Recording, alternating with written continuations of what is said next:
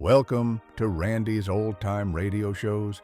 Today, Randy digs into his vast collection to bring you another CBS Radio Mystery Theater, where imagination comes alive, and every episode is a journey into drama, mystery, and adventure. Turn down the lights and let the theater of the mind begin. CBS Radio Mystery Theater presents...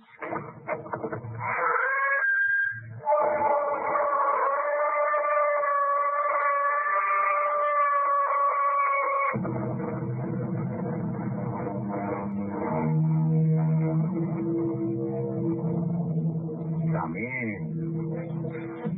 Welcome. I'm E.G. Marshall. Our story is called The Question. We promise you in advance that the question is not a simple one, and the answer is even more complex. Yet it is a question that every human being asks every day, perhaps every hour, even every minute. Asks it not in words, not expecting an answer from anyone in particular, yet it persists, and the waiting and the yearning for the answer persist as well. There is no light. There is no sound. I'm all alone. Who am I? Who am I? Silence. Solitude. Darkness. Poor creatures. They don't know who they are. And they're afraid.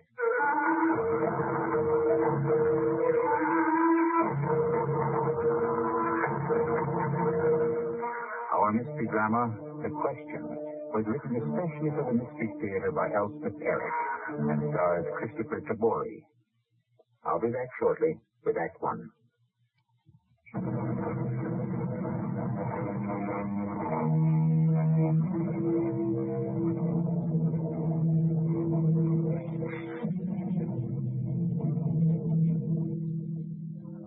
Yes, the question each of us asks, birth to death, is, who am I? It's all very well if you can answer, I'm rich, or I'm beautiful, or I'm famous, or I'm successful. But even if you could answer, I'm the king, or I'm the queen, or I'm the most powerful person in the world, it would not tell you what you most want to know. Who are you? I'm crouched at the very top of the topmost balcony, waiting for my last glimpse of her. This is the 548th performance of this play, and I've seen all 548 of them. Actually, I've never seen the first act. I've never been able to buy a ticket. But when the people come out during the first intermission, I've mingled with them and go back in when they do, and nobody ever notices me. Oh, look. She's going to say something. She's going to make a speech. A farewell speech. Friends, good friends, kind friends, good, kind, and generous friends, all of you here tonight, and all you others out there in the city who have nourished me with your applause, who have approved of me and given me heart and courage. I am so grateful to you. If you have been pleased with what I have done here on the stage, then I have been more than pleased with what you have done out there in the audience. I have been supported and sustained. And I love you for it.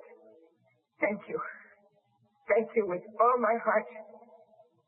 Thank you. I have to see her again. I simply have to.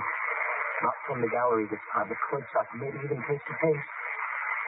I skated down the steep stairs, trying not to bump into the others, out onto the street, down the alley to the stage door, inside, and then to the green room, where everybody is crowded around her, all telling her how wonderful she is. And she's being gracious and smiling at everyone. Oh, it seems as though they'll never leave. Now, finally they do. All except one man. The second I see him, I hate him. Well, Mary? Yes, Henry? You're really going through with it? Retirement, you mean? You won't really do it. You'll be back. Heck, Mary, you're an actress. Acting is what I do. It's not what I am. Don't tell me you won't miss your name up in life. A fuse blows, and then where are you? That's a line from some play I did in stock years ago. Mary Mannering starring in Mary Mannering Triumph and Mary Mannering, a sensation. And honey, you've got years ahead of you. As many as you want. You can perform till you drop. I used to think that would be so wonderful. A whole life in the theater, a whole life of being somebody else.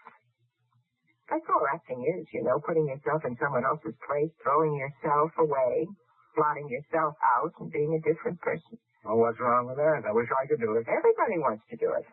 Everybody wants to get rid of his own miserable self and be another person, even if it's only for a little while. And if I had the And talent... the other thing about acting is, you know how it all comes out. Even if it ends unhappily, tragically, even if you die, at least you know what the ending is going to be. You don't have to live in a world that's full of shock and surprise and uncertainty. Oh, yes, I thought it would be wonderful to live a life like that. Wasn't it? For a while. Yes, for a long while. There was so little of me to throw away, so much for me to become. It was very exhilarating. What happened to make you change?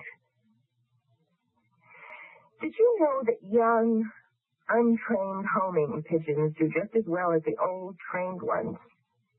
Why? It's born in them, you see. Well, what have you got to do with homing pigeons? Did you know that when some Japanese clams were transplanted over here, they still opened and closed according to the tides in Japan? 100 generations of clams kept the memory of the Japanese tides and obeyed them. Just think of that. Where did you pick up all this stuff about pigeons and clams and all that stuff? It's not stuff. It's all verifiable scientific facts I've been reading. You read too much, that's your trouble. You should get out more. I don't intend to get out at all. Well, what are you going to do? Shut yourself up in a cave or what? Not in a cave. In the house where I was born. Where my mother was born and my grandmother. They all grew up there and so did I. You never told me about any house. I never knew you had one. I haven't been near it since I was a girl. Where is it? At the seashore. It's still there. I get bills from time to time from Joshua for repairs he couldn't do himself. Well, who's Joshua? Joshua Billings, he's the caretaker, I guess that's what you'd call him. Anyway, he's looked after the old house for years and years. And you're going to live by yourself in this old place? Why? What for? Oh, Henry, don't you know? No. No, I don't. Why, to remember who I am. What a stupid man. What a dull, insensitive man. What did she see in him? Why does she let him hang around her like that, asking her all sorts of impertinent questions, making fun of her, sneering at her wonderful ideas? He doesn't understand her. He doesn't understand her at all. But I do. I understand everything about her. My heart aches with love, and I press even closer to the door beyond which she stands. With him. Look here, Mary. How are you going to get to this crazy old house? By train, by bus, and by sand taxi. Why don't I pick you up in the morning and drive you out there in my car? I'm going tonight. You're not. But I am. I've planned it for months. At midnight by yourself to a place you hardly know? I won't hear of it. I won't let you. You won't let me. I tell you what. My car's in the parking lot down the block. I'll go get it. Come back here and park in the alley. You get your makeup off. I'll pick you up and drive you to the shore. If you still insist on going. Oh, I'm going. Well, then let me drive you. What did your wife say? You had to bring that up, didn't you? Well, it seemed the obvious thing to bring up. My wife is probably out on the town having a time for herself. She won't even know I'm not home. Or give a hoot where I am. You don't know that. Not for sure. I do know it. And I know it for sure. Henry, I am a very old-fashioned lady. I don't like the idea of running off in the dead of night with a married man. Well, I'll just take you to the door and leave you, okay? Well, okay. All right. I'll get the car and come right back. I press myself up tight against the wall as the man comes out. He doesn't notice me. And it dawns on me. I'm just a few feet away from the woman I worship in the door. I can meet her, go in, introduce myself, and talk to her. Tell her everything. But I have a better idea. I slip past the doorman who never even looks up. I go out the stage door and stand in the alley, waiting.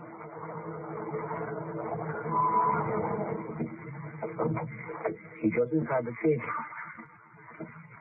Not knowing exactly what I'm doing or why or what I expect to come of it, I jump inside the big limousine, hop over into the back seat and curl myself up on the floor.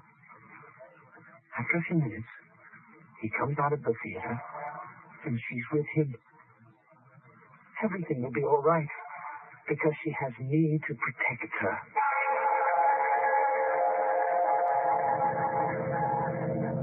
You're insane to stay way out here. Maybe I am. All by yourself? Well, you could be... Oh, there's the house. That old thing? Oh, I wasn't sure I'd remember it, but I do. Oh, I do. That's the house I was born in. That's where I grew up. Stop the car. This is crazy. Well, how do you know you can get in? The door is never locked. Mary, come back here. I'm not going to let you do this. Now, wait a minute. You can't stop me. Please, I'll worry about you. Don't you know that? Who gave you the right to worry about me? I'm going inside. He's standing there on the sand. He's holding her, his hand on her arm. Their faces close together. From the window of the car, I can see them clearly in the moonlight. And I can hear them, too. I want to run up to him and tell him to leave her alone. She doesn't need him. She has me. Now I know for a certainty what to do. While they are arguing, I slip out of the car, run up to the front door of the old house, open it, and go inside. Standing in the hall, the house wraps itself around me like a mother's arms. Now I know, in this very instant, I know why I've done everything I've done up to now. I know. And I know I've been right to do it.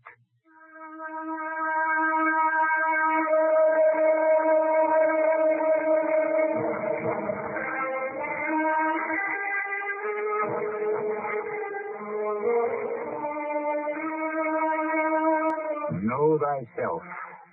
These portentous words have been ascribed variously to Plato, Pythagoras, Socrates, and at least half a dozen others.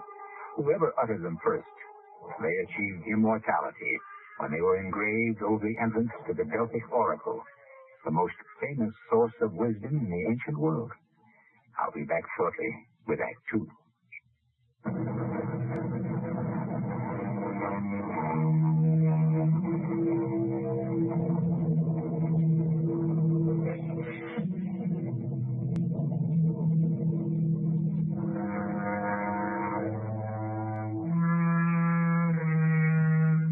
The precept, know thyself, is centuries old, and its message persists to this day, as each of us tried, however clumsily, to follow its counsel. Whoever originated it, I believe that the most satisfying attribution comes to us from the Greek poet-writer Juvenal. Born a short while after the start of the Christian epoch, he tells us that it came straight from heaven.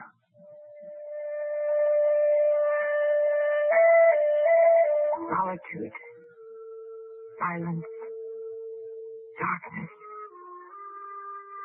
and I am filled with fear, standing in the front hall of the old house. Why did I insist on coming here? Why didn't I listen to Henry? Why did I send him back and enter this unfamiliar place alone? Yet, is it really so unfamiliar? I was born here. I lived here as a child. I sense that it's more familiar to me than my own self. My own self, which I feel on the verge of losing. This is the most wonderful thing that's ever happened to me. What did you say? I said, this is the most wonderful thing. What is the most wonderful thing? Meeting you, Miss Mannering. I've seen you in every performance of your play, from the back of the second balcony. How did you manage to get here? I came in the car with the limousine that belongs to that man. I was in the back seat the whole way. I listened to your conversation. Oh, at least I overheard it. I couldn't help overhearing it. I suppose you couldn't. I heard you and him talking backstage before that. That man's in love with you, Miss Mannering. Are you in love with him? He's married, you know. I suppose you overheard that, too. Yes, I did. And I know he didn't want you to come out here to this house. That's true. This is such a wonderful place. Oh? You think so? Don't you? I hope it'll turn out to be. Oh, it will. I know it will. And it will be wonderful for me, too. You're planning on staying? I have to. You can understand that, can't you? This is the place I've been looking for. And with you here, I wouldn't bother you, you know. Just being here is enough. This house, and you, and the ocean, and there'll be other things, too. I know there will. And I'll find out what I want to know. And what's that? What is it you want to know? Who I am. That's what you want to know, isn't it? Actually, it is. But don't you think... Don't talk. What's the matter? Oh, nothing's the matter. Just be quiet. I knew it. I knew it. Knew what? Don't talk. You do hear it, don't you? I hear something. Of course you do. Listen. Faster, and faster, and faster. Go! Go! Go! Go! Oh. It broke. It fell over and broke. What fell over? What broke? Don't talk. Just listen. Oh, now I'm going to be punished. No, you're not. You heard him, didn't you? On the stairs? I heard something. He's going to punish me for breaking my rocking horse.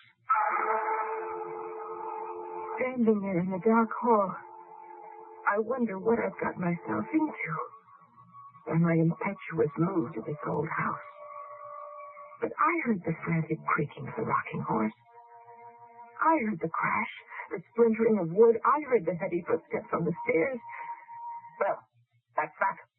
Oh, what? What did you say? It's over. I broke my rocking horse, and I got punished, and that's that. Over. Finished. And done with. But you seem so upset. I was, but I'm not now. I think I'd like to go to sleep. Well, all right. Where do you want to sleep? I don't quite know. Anywhere. I'll just wander around and flop down someplace. Well, all right. I think I'll go to bed. Will I see you in the morning? Of course. I told you I'd stay and protect you. Oh, if you hear someone moving around early in the morning, that's the caretaker. His name is Joshua Billings. He stops by here every day. Miss Mannering? Yes? Would you... Oh, I know it's a lot to ask. It's such a tremendous favor. I don't even know if I should bring it up. You've been so kind to me so far. What is it? What is this tremendous favor? Would you let me paint your portrait? What? Is that all? Oh, but it's a lot. It would mean so much to me. Do you mind? Why, no, I don't mind. I don't know that there are any brushes or paints in the house or canvas or anything. Well, I could just do a sketch. That'd be enough. In charcoal or pen and ink, anything. I'll ask Joshua in the morning if there's anything you could use. Then you'll let me? I'm flattered that you want to. Good night. Good night, Miss Mannering. It's all becoming more and more confusing. Confusing, but for some reason not really unsettling. Everything this odd young man has said seems reasonable, quite to be expected. And I haven't the heart to refuse him anything. I mount the stairs. The old wood of the banister feels warm to my hands. Familiar. Like an old love returned after 30 years. I'm back. Here is my home. Here is my refuge. Here I was welcomed and cherished and, yes, loved. And then back. I entered a big back bedroom and almost immediately my foot touches something. I reach over and pick it up, take it to the window. There in the moonlight, holding it in my hand, I stare at it. I'm not even surprised when I see that it's an ear. The ear of a horse. The wooden ear of a rocking horse. Well, Miss Miller, good morning. Joshua, I should have let you know I was coming, but with no telephone and there wasn't time to write, I made up my mind so suddenly. It's been 30 years or more since you've been here. I'm surprised you recognize me, Joshua. No, you haven't changed that much. Joshua, there's something I have to explain to you, if I can. Yes, Miss Miller? There's a young man staying in the house. He's a fan of mine. Actually, I didn't even know of his existence till I came into the house and found him standing in the front hall. Must have been a shock. As a matter of fact, it wasn't. No? Not after the first second or two. He explained how he got here and why he came. Why did he come? Uncanny you? Oh, partly, I guess. But then he said, when I asked him that very question, he said to find out what he wanted to know. And what could that be? I asked him, and he said who I am. Uh-huh. Don't you think that's an amazing thing to say? No, especially. It's what everybody wants to know. Joshua, he wants to paint my picture, or at least make a sketch. Are there some materials in the house by any chance? Oh, yes, Miss Mannering. There's some charcoal and some good charcoal paper with a roughly finished down cellar. Mm-hmm. I did some sketching for a while, until I took up photography. I didn't know you took pictures. Have you had any luck? I don't know. Haven't had any developed. Too hard to get into town.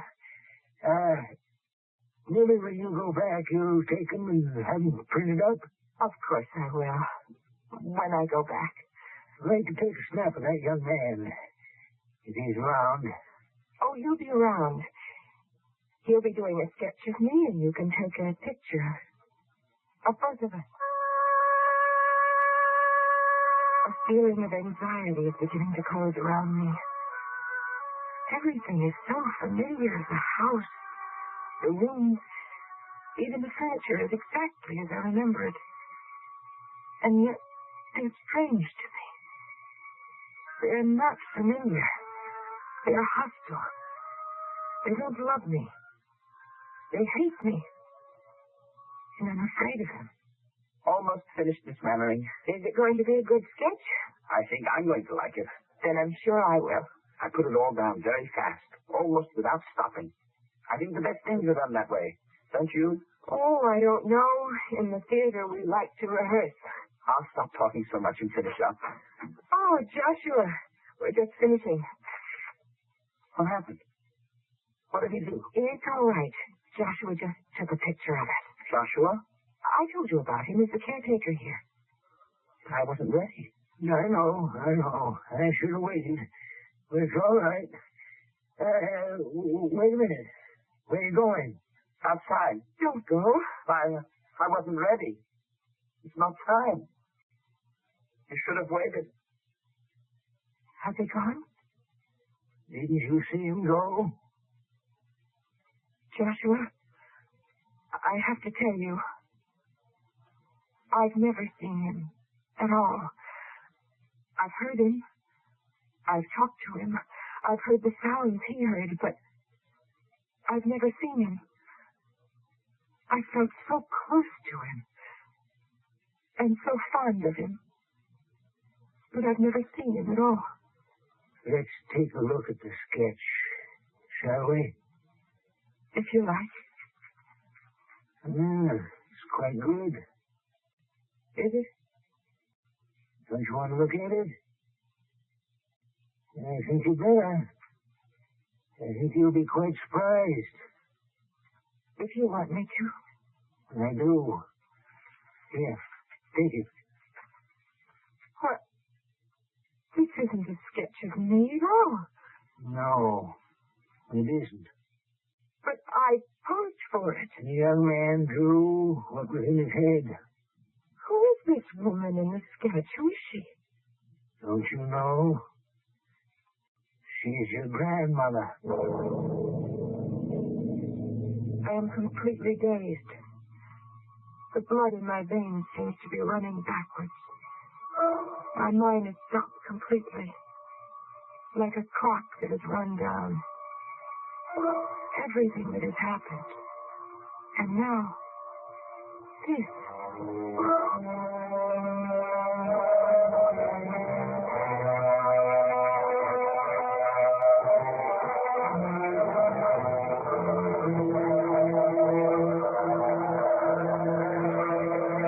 Have you ever talked to someone you could not see? Perhaps you called it talking out loud to yourself. I think it is likely that you were not simply talking to yourself, that in the recesses of your mind, there was someone who was listening to you. But did that someone ever answer you? I'll be back shortly with Act 3.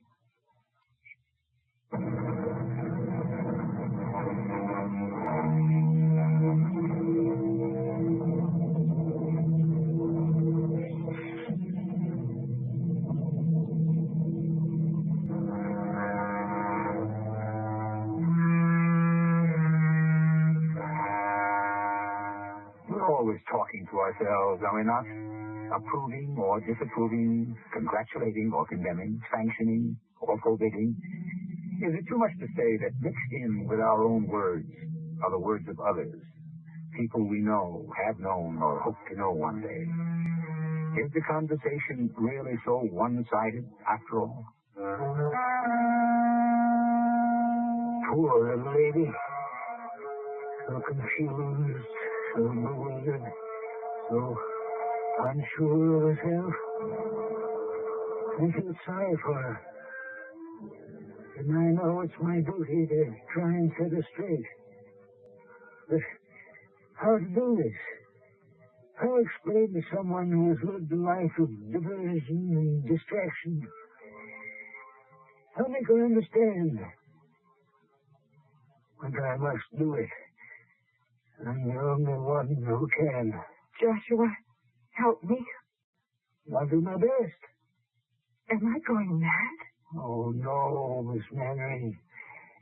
You're not going mad. And you mustn't think that you are. What else can I think? I have been talking to a man I couldn't see. I posed for a sketch that turned out to be of someone else. I heard the sound of a rocking horse, footsteps on the stairs. All this in the house where I was born and raised. The house I thought would welcome me, nourish me, be kind to me. Instead, it's driving me mad. It wouldn't have happened anyplace else. It wouldn't have happened if he hadn't been here. He did this to me. You mean Jamie? Jamie? Who is Jamie? Your grandmother's boy. You mean you knew him? No. I recognized him the minute I saw him. You say you saw him. Then why didn't I see him? Why is he just a voice to me? Is he a ghost? Is that what he is? Have I been talking to a ghost? I talked to him often. And all through the house. And do they talk to you? Well, sometimes they do, sometimes not. They're apt to be moody. But that doesn't bother me. There are always others. Even in books. I have a lot of books. And when I'm reading late at night, I see the ghosts of the authors running and skipping between the lines on the pages. It's all so strange, so new. You'll get used to it. But not right away. If I were you, Miss Manning, I'd go back to your life in the city for a while. That's what I wanted to get away from. I wanted to be alone. What's that? What's that sound? Sounded like a machine gun, didn't it? Jamie? Let's go outside, shall we? I feel so sorry for her. It's hard to get used to it and accept it. Is he here? Oh, yes, he's here. If only I could see him the way you can.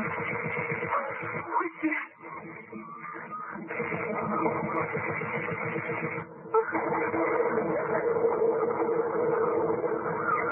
So, that's it.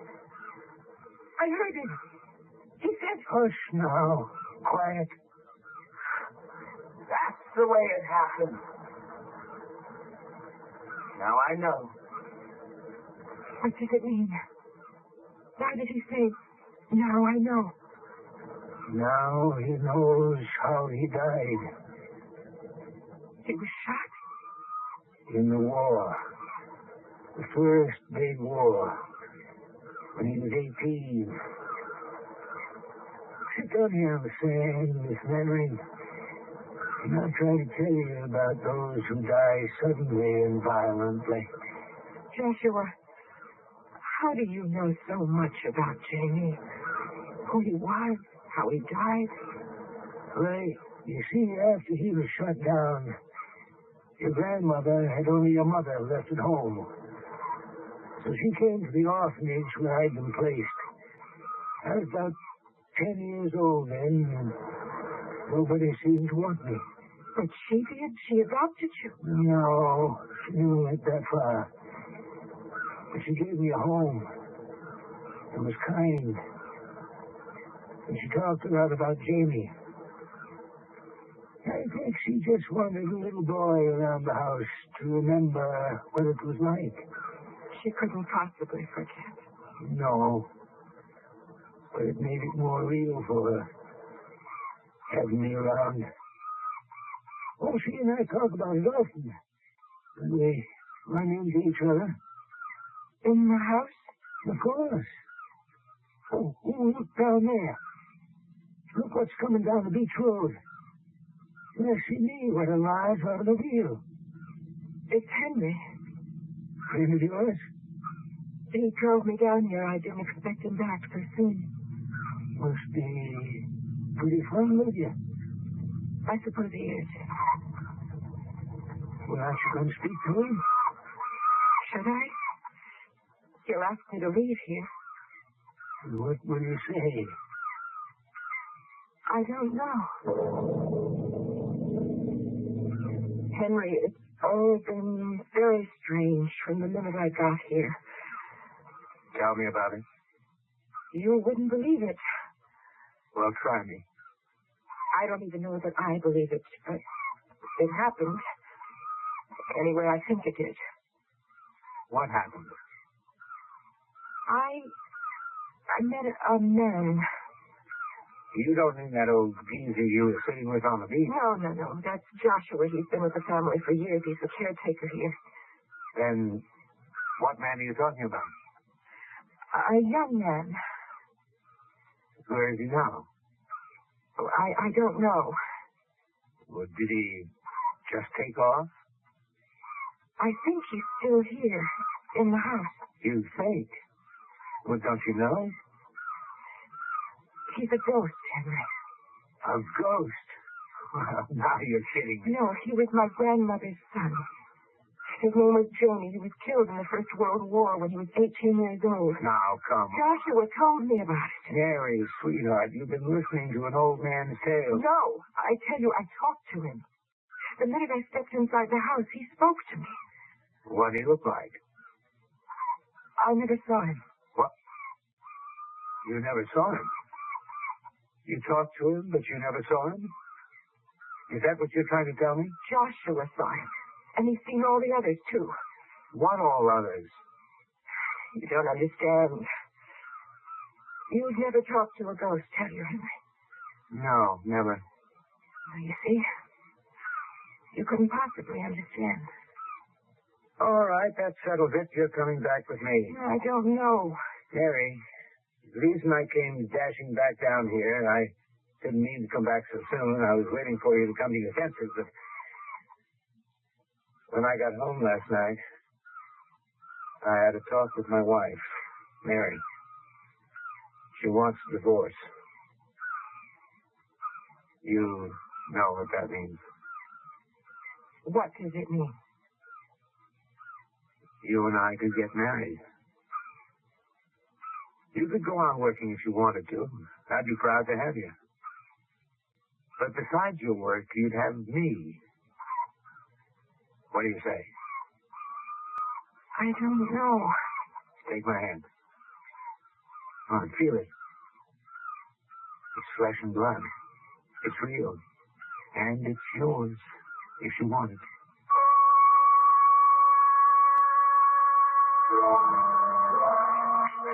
I'm making myself a cup of tea. I feel sort of unsettled. I was looking forward to Miss Manor and staying on here for a while. Little by little, I'd introduce her to all my ghosts, her ghosts, and she'd get to know them. They'd get to know her. Maybe they'd be friends, and maybe not. But they'd know one another. Come to some kind of understanding, maybe. That's what I'd hoped for. Now, I sit here in the kitchen wondering if I'll spend the rest of my days alone with my ghost. Till I become a ghost myself. Joshua? Oh, Miss Marion. Care for a cup of tea? Thank you. Talk to your friend, did you? Yes, we talked. I tried to tell him, about Jamie and other things. Things you told me. He didn't believe you. No, he didn't. No. Some people got the ability. Some haven't. He thought it was all in my head. Could be he's right. What? After all you said, you even said you'd seen the ghosts here in the house. You told me. Things in your head are just as real as things you can touch and see and smell and taste and hear. Joshua, I'm going back to the city with him. Uh-huh. I thought maybe you would. I'm a little shaken by everything that's happened here. Not quite ready for it yet, are you? I need to go back to what I know, what I'm used to. I can understand that. But I'll be back. One day soon. I will come back, I promise you. Takes a lot of courage to face up to your ghosts. I guess I haven't got it. Not yet. I'm not sure I have it myself. You? But you told me you see them. You talk to them. Not quite all of them. Almost. Not quite, though. But I'm still trying. And when you've seen them all, and talked to them all, then what? Why, then I'll know who I am. I can't tell if the little lady understands a word of what I'm trying to tell her. She just stares at me as though there must be a meaning in what I'm saying, but she can't quite make out what it is. Well, you can't blame her. I don't know from absolute certainty that I understand it myself. I just know it. There's his car starting up. She must have slipped out of the kitchen without me even noticing. Yeah. She's in the car with him. And ready to go. Oh, my. Oh, I clean forgot to give her those rolls of film to have developed. The picture I took of all the ghosts that live in this house. Well, now, they're not too bad. I was looking forward to seeing how they come out. Especially one of them. The one I think is a picture of my mother. My real mother. Walking away from me down the hall. I remember I called out to her. I said, "Why don't you love me, Mother? What was so bad about me that you couldn't love me?" But she didn't answer. So I took her picture.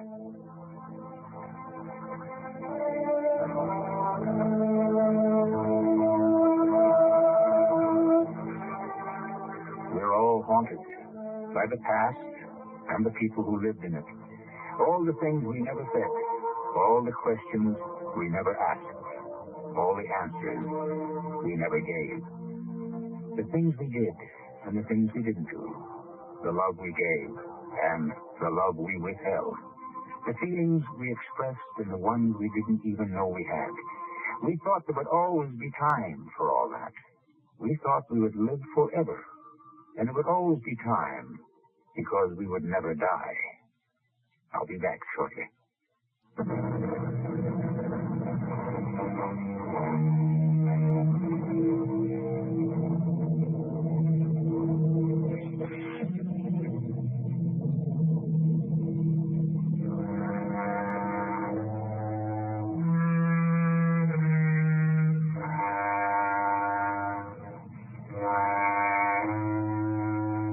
I beg your indulgence while I read to you a few lines from a play by Henrik Ibsen called, aptly enough for our purposes, Ghosts. It is not only what we have inherited that exists again in us, but all sorts of old dead ideas and beliefs. They are not actually alive in us, but they are dormant, and we can never be rid of them. There must be ghosts all over the world. Our cast included Christopher Tabori, Terry Keane, and Robert Dryden. The entire production was under the direction of Hyman Brown. And now, a preview of our next tale. I have a number of patients waiting, Mitraj. Forget politeness and come to the point. I must ask for it back. What? Of course, I will pay you not only the price you gave me, which was ridiculously small, but also I will give you a profit. But I don't want to sell it. I bought it because I like it. I still like it. I should never have sold the dagger. It was a mistake. Well, it was your mistake, and you have to pay for it. Please don't say that, Sahib. You do not know the price I shall have to pay. Now, look, if you made a bad deal, I'm sorry, but the dagger is mine, and Sahib, it is my life we're talking about. Nonsense. And not only mine, but also yours, if you insist on keeping the dagger. This is E.G. Marshall inviting you to return to our Mystery Theater for another adventure in the macabre. Until next time, pleasant dreams.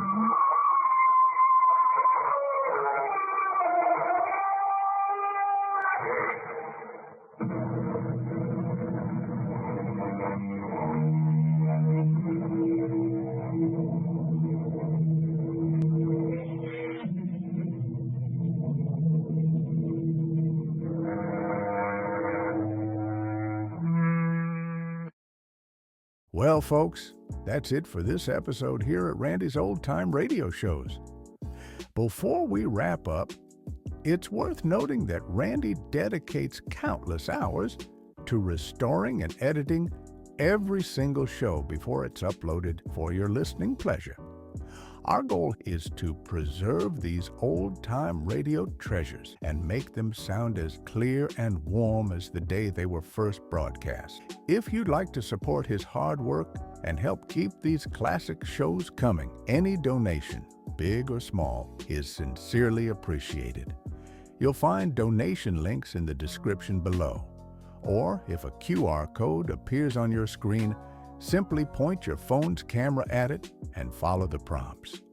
Randy sincerely thanks you in advance for helping keep these shows alive. Thanks for joining us, friends. Until next time, keep the memories warm and the stories close.